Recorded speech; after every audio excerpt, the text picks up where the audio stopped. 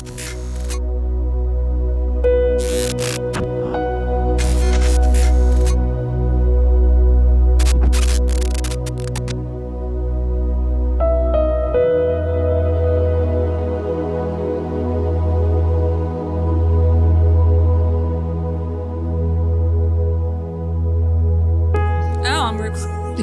now.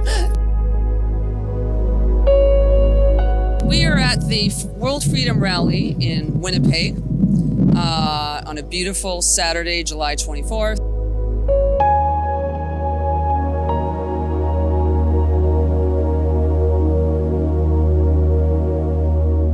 Everyone that's here today seriously cares about their future and their children's future, and every time we get together, we network, we connect, we meet people, and it's critically important.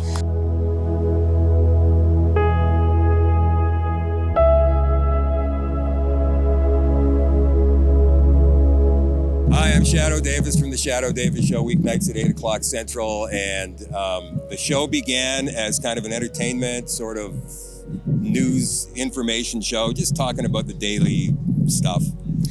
And then it's evolved over the months. It's been on since last October, and it's evolved over the months into pretty much talking about what's going on in our world right now as related to COVID-19, the mask mandates, the lockdowns, the social distancing, all of the rules that have been on us for so long now. And then it's kind of morphed into the vaccine passports, and the segregation, which we're currently seeing right now. I mean, it's terrible. I can't even understand how this can be government sanctioned, but it seems to be. And the worst thing yet is that there are so many people who are buying it. Yeah. They're buying it hook, line, and sinker. They're thinking, okay, this is fine. You dirty, unvaccinated rats, you can't come into our restaurant. You stay home. You can't take. It's insane. Like, what have I heard? I've heard it's your choice, and there's consequences for every choice you make.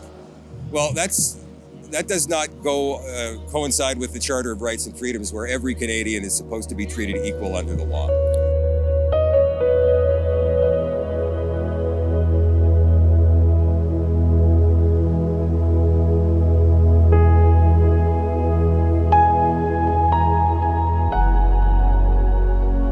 Start reading about all of the vaccine injuries that have happened, even the deaths that have happened, and you start to see definite signs that there is something horribly wrong here. And then you start to see the censorship, and you start to see the brainwashing that people... The media. A friend of mine out east, her son wound up with myocarditis, which is supposed to be a rare side effect in young men who take the vaccine.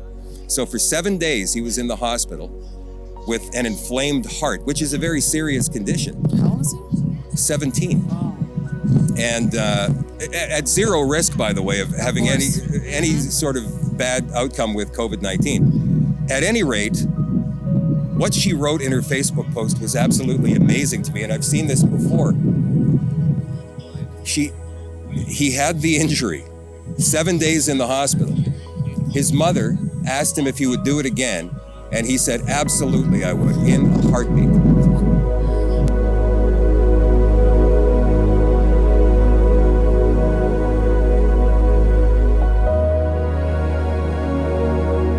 What have I given up for all this? It's interesting. I thought maybe one day I'll get back into radio and I'll do that, because I really do enjoy that. I mean, was a part of my life for, 35, 37 years, a long time, right? And I do enjoy it. I have a lot of fun doing a radio show, but I got my own show now. It's a different kind of show.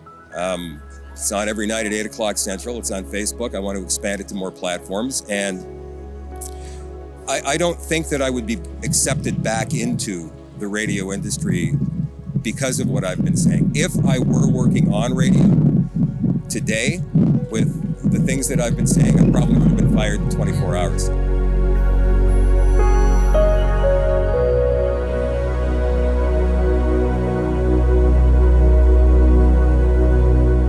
I've gotten some pretty awful things said to me from people who work within the industry.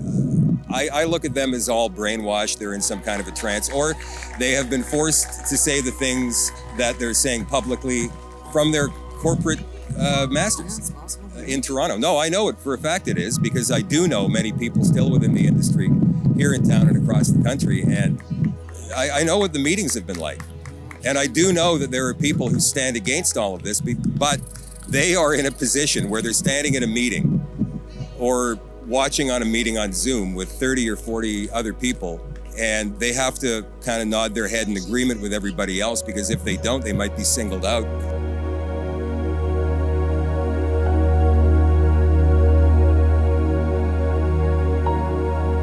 I want to say thank you so much for the work that you're doing on your show and the people that you're helping by doing the show. It's greatly appreciated. It's something we really, really need. It's my pleasure. All right. Thanks.